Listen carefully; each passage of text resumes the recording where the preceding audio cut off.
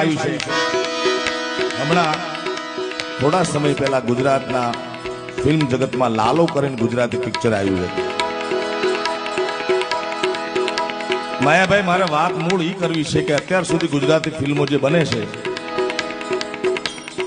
એમાં સબસિડીનો આધાર હોય છે મોટો, કે ગવર્મેન્ટની સબસિડી મળે.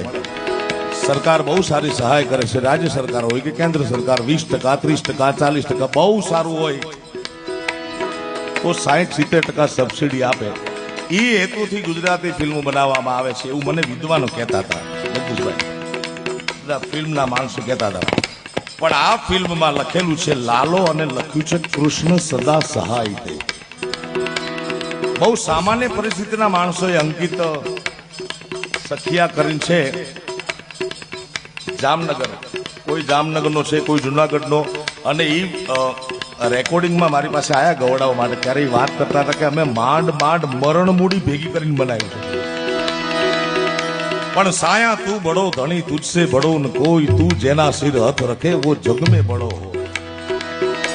બીજી વાત તમને કરું કે સરકાર મદદ કરે, કોઈ ફાઇનાન્શિયલ મદદ કરે તો કેટલી મદદ કરે.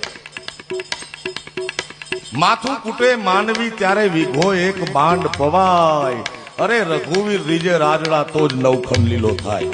ગુજરાતી ફિલ્મના ઇતિહાસમાં 50 કરોડ રૂપિયા જેટલો એ ફિલ્મે ધંધો કરે છે, વ્યવસાય કરે. એ વાતને તાળીના ગગડાથી વધાવો. બોલિવૂડ વાળા લોકોએ સુભાષ ઘાઈ જેવો મહાન ડાયરેક્ટર, પ્રોડ્યુસર, એને આની નોંધ લેવી પડી છે. એમાંનું એક ગીત. અને કૃષ્ણ તો ક્યાં સહાય ન કરે મારા બાપ.